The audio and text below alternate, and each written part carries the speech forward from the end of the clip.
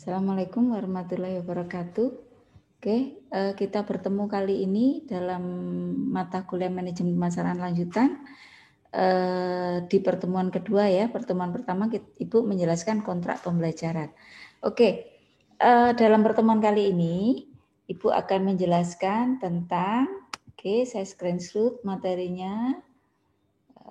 Sebentar, tentang ini ya. Ya, tentang membentuk penawaran pasar dengan menentukan strategi produk. Oke, apa itu penawaran pasar? Penawaran pasar adalah jumlah barang dan atau jasa yang ditawarkan sekelompok penjual atau beberapa orang produsen pada waktu, tempat, dan satuan harga tertentu. Jadi produk itu apa yang ditawarkan bisa dalam bentuk barang, bisa dalam bentuk jasa. Kemudian apa itu strategi produk? Adalah suatu strategi atau suatu cara yang dilaksanakan oleh suatu perusahaan berkaitan dengan produk yang dipasarkan dan juga berhubungan pula dengan hal-hal lain atau atribut lain yang melekat pada produk tersebut. Nah, yang kedua, definisi produk ya, definisi produk. Ingat, definisi produk adalah segala sesuatu yang dapat ditawarkan kepada pasar untuk memuaskan satu keinginan, kebutuhan termasuk fisik, jasa, pengalaman, acara, dan lain-lain. Definisi produk prinsipnya adalah bisa berbentuk fisik, bisa berbentuk jasa, bisa berbentuk barang, bisa berbentuk jasa. Tak terlihat juga bisa terlihat. Nah, harga berdasarkan nilai, daya tarik penawaran pasarnya seperti apa, komponen penawaran pasar ya, fitur dan kualitas produk, bauran dan kualitas jasa. Jadi itu apa yang akan ditawarkan produknya atau jasanya. Tingkat hierarki nilai pelanggan, ya, tingkat hierarki. Pada tingkat dasar manfaat inti dari barang yang akan kita jual, dari produk yang akan kita jual. Misalnya kita akan menjual minuman aqua. Minuman aqua ini. Minuman air mineral, mohon maaf. Bukan merek aqua ya. Ini mereknya Fit. Oke. Manfaat inti. Kalau kita jual minuman, hanya manfaatnya apa? Untuk menghilangkan rasa haus. Ya, manfaatnya hanya untuk menghilangkan. Ya sudah, mau velg aqua, mau velg Fit atau merek yang lain, Clodeo atau lain, terserah.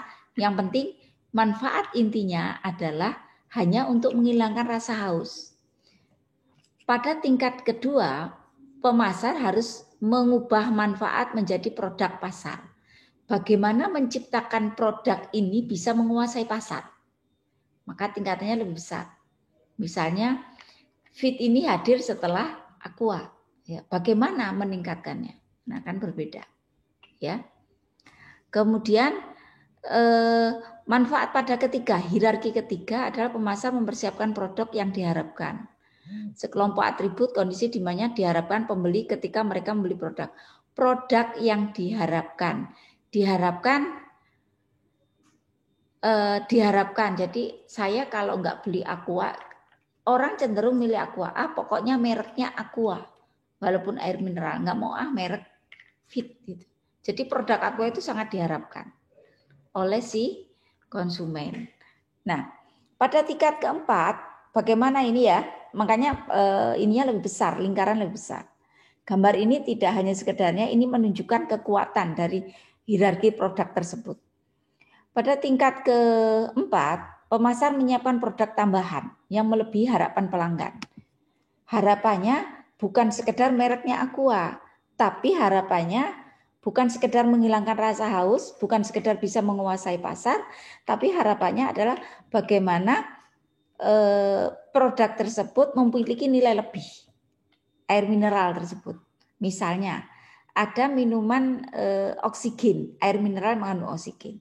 Produk mengatakan minum air mineral ini bukan hanya sekedar menghilangkan rasa haus, tapi memiliki nilai tambah, nilai kualitas tambah, karena air mineral ini mengandung oksigen sehingga sangat bagus untuk kesehatan. Nah, ini produk yang diharapkan lebih, produk tambahan. Tingkat kelima itu tingkat adalah produk potensial yang mencakup semua kemungkinan tambahan transformasi yang mungkin dialami sebuah produk penawaran di masa depan.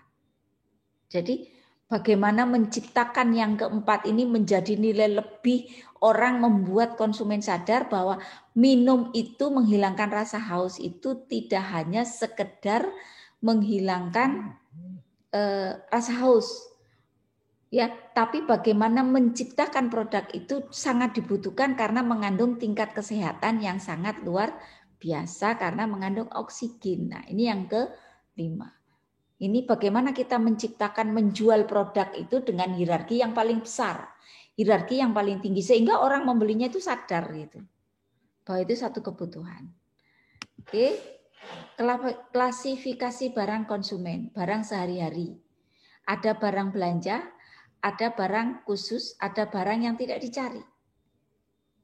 Nah, klasifikasi barang konsumen itu apakah barang sehari-hari, berarti barang yang kebutuhan. Ya, barang kebutuhan. Bagaimana menciptakan air mineral ini yang hanya sekedar minuman untuk menghilangkan haus menjadi kebutuhan sehari-hari. Oke. Ya, dan bisa dijadikan barang belanja. Mungkin kualitasnya harga cukup berbeda. Bagaimana kita menciptakan hidrogen? Jasa berbeda lebih penting daripada harga. Bagaimana menciptakan hal yang berbeda. Air oksi itu air mineral yang mengandung oksigen. Ketika membeli air oksi, barangnya diantar loh sampai rumah. Ya, diantar sampai rumah dengan pelayanan yang lebih. Sehingga harganya memang mahal, lebih mahal dari air mineral biasa.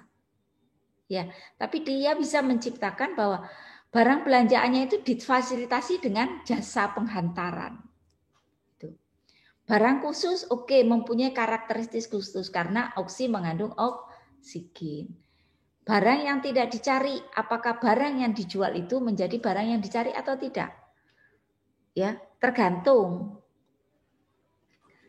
Atau tidak terpikir untuk dibeli. Misalnya roti tawar. Kadang kita nggak berniat beli ketika belanja ke Farmers, kita nggak berniat beli atau ke Indomaret atau Alfamart, ke minimarket ya. Ternyata ngelihat roti kayaknya enak kebeli. Nah, kita harus tahu bagaimana menarik itu. Nah, sini strategi. Nah, inilah klasifikasi barang konsumsi. Jadi ada barang sehari-hari, apakah produknya barang sehari-hari, apakah barang belanja, apakah barang khusus, apakah barang yang dicari. Kemudian, klasifikasi barang industri. Jadi barang itu ada konsumen, konsumsi, ada industri. Pengertiannya begini, kalau barang konsumsi